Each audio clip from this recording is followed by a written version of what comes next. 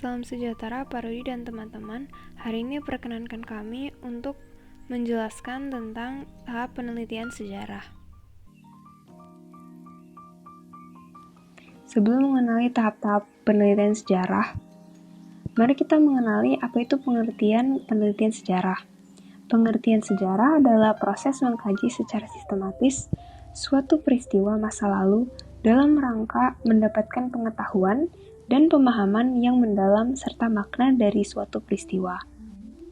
Dalam langkah penelitian sejarah, menurut Kunto Wijoyo, terdapat pemilihan topik, pengumpulan sumber atau data, heuristik, verifikasi atau kritik sejarah, penafsiran atau interpretasi, dan penulisan atau historiografi.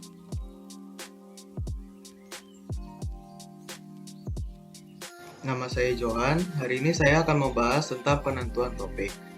Penentuan topik memiliki 6 syarat, yaitu harus menarik, memiliki arti penting, memungkinkan untuk diteliti, kesatuan, orisinal, dan praktis.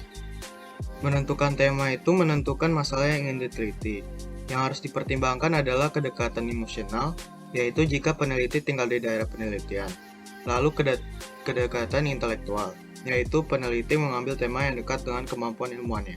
Lalu dikategorikan menjadi kategori dan tema sejarah, dan cara memilih tema sejarah. Kategori dan tema sejarah memiliki 9 sejarah, yaitu sejarah nasional, sejarah daerah, sejarah lokal, sejarah sosial, sejarah politik, sejarah kota, sejarah pedesaan, sejarah keluarga, dan sejarah perekonomian. Lalu cara memilih tema sejarah dibagi menjadi nilai, keaslian, kepraktisan, dan kesatuan. Dalam pengumpulan data, hendaknya peneliti sejarah menggunakan konsep 5W plus 1H, yaitu ada what atau apa, where atau di mana, when atau kapan, why atau mengapa, who atau siapa, dan how atau bagaimana. Nama saya Clarissa Sidarta dari kelas 10 IPS 3 dan kali ini perkenankan kami untuk menjelaskan tentang tahap penelitian sejarah. Langkah kedua dari tahap penelitian sejarah yaitu heuristik. Heuristik berasal dari bahasa Yunani yaitu kata heurisken yang berarti menemukan. Arti dari heuristik yaitu proses pencarian atau pengumpulan sumber-sumber untuk merekonstruksi sejarah. Sumber sejarah dibagi menjadi dua, yaitu sumber berdasarkan bentuknya dan sumber berdasarkan asalnya. Sumber sejarah berdasarkan bentuknya dibagi lagi menjadi tiga, yaitu sumber berupa benda atau artefak, sumber berupa lisan, dan sumber berupa tulisan yang merupakan dokumen, arsip, notulen rapat, dan piagam. Sumber sejarah berdasarkan asalnya dibagi juga menjadi tiga, yaitu sumber primer, sumber sekunder, dan sumber tersier. Sumber primer yaitu sumber yang didapat dari orang pertama atau saksi mata dalam peristiwa sejarah tersebut. Sumber sekunder yaitu sumber yang didapat dari orang yang tidak hadir dalam peristiwa sejarah tersebut. Yang terakhir adalah sumber tersier. Sumber tersier didapat dari keterangan, buku, tulisan, dokumen yang bukan didapat lagi dari orang pertama.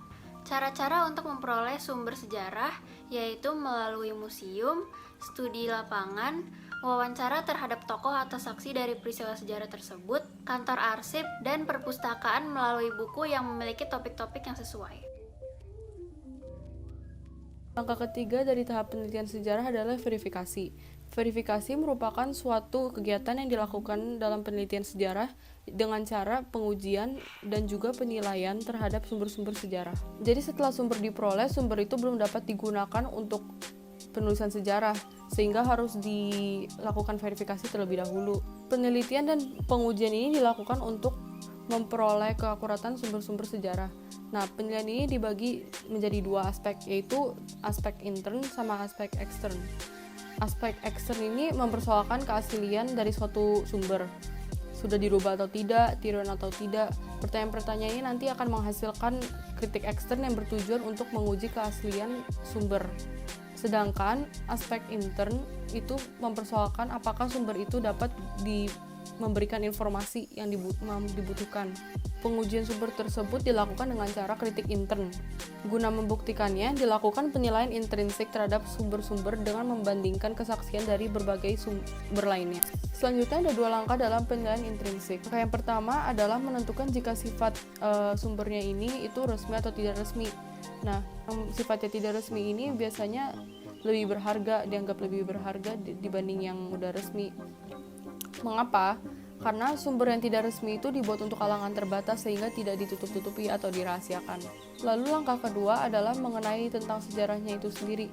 Karena sumber sejarah itulah yang memberikan informasi yang dibutuhkan. Agar kesaksian dapat dipercaya, pertanyaan-pertanyaan yang dapat diajukan adalah apakah ia mampu dan mau memberikan kesaksian yang benar, dan juga apakah ia mempunyai alasan untuk merahasiakan sesuatu atau malah melebih-lebihkannya karena ada mempunyai kepentingan di dalamnya. Lalu berdasarkan data yang didapat, sejarawan harus mampu memverifikasi data-data tersebut dan harus mampu menilai semua sejarah yang ada secara objektif. Jangan sampai ngelakuin verifikasi salah hanya berdasarkan penilaian pribadi. Lalu sumber-sumber yang diakui udah kebenarannya lewat verifikasi atau kritik itu dapat menjadi fakta. Nama saya Fijerto dari kelas 10 IPS 3. Dan hari ini saya ingin menjelaskan mengenai langkah keempat dalam langkah penelitian sejarah, yaitu interpretasi. Interpretasi yang di dalam sejarah mempunyai arti penafsiran terhadap suatu sumber sejarah atau yang memberikan pandangan teoritis terhadap suatu sumber sejarah atau peristiwa dalam sejarah. Di dalam proses interpretasi terdapat 3 tahap, yaitu jenis fakta, unsur fakta, dan cara interpretasi. Untuk jenis fakta dibagi menjadi 2, yaitu fakta keras yang merupakan fakta yang tidak dapat lagi diubah. Kedua, fakta lunak yang merupakan fakta yang masih mengandung banyak perdebatan. Untuk unsur kata dibagi menjadi 2, yaitu fakta mental yang merupakan kondisi pikiran, pandangan hidup, pendidikan, status sosial, atau perasaan yang mendasari sebuah karya. Contohnya, seperti sebuah karya sastra yang menggambarkan karakter, mental, dan pikiran sang penulis. Yang kedua, fakta sosial. Fakta sosial merupakan kondisi sosial yang berkembang pada zaman tersebut. Contohnya seperti kemasyarakatan atau kepercayaan yang dianut pada zaman tersebut. Untuk cara interpretasi terdapat 2, yaitu analisis. Analisis dapat diartikan untuk mengurai semua sumber yang telah didapat. Kedua, sintesis. Sintesis dapat diartikan untuk menyatukan berbagai data yang ada, kemudian disusun dengan menghubungkan secara kronologis. Di dalam langkah interpretasi, sering muncul sudut pandang dan subjektivitas dalam menafsirkan sebuah peristiwa sejarah. Hal ini dikarenakan sejarawan memiliki latar belakang, ideologi, pengetahuan, keterkaitan, dan tujuan yang berbeda-beda atau terbatas. Langkah-langkah penulisan sejarah yang kelima adalah histografi. Bisa dibilang juga adalah penulisan sejarah. Histografi dibagi menjadi 3. Yang pertama adalah tradisional, yaitu menjelaskan tentang masa kerajaan Hindu, Buddha, dan Islam. Yang kedua adalah kolonial, yaitu menjelaskan tentang masa penjajahan Belanda. Yang ketiga adalah modern, yaitu menjelaskan tentang masa kemerdekaan sampai sekarang. Pada tahap historiografi, sejarawan menyusun fakta-fakta yang ada, lalu merangkainya dan mengetahui kebenarannya. Pada tahap ini, sejarawan tidak hanya menyusun dan merangkai fakta-fakta, tetapi sejarawan juga menyampaikan ide, gagasan, dan emosi mereka. Dalam tahap ini juga memiliki 2 cara penyampaian. Yang pertama adalah cara naratif, dan yang kedua adalah cara strukturalis.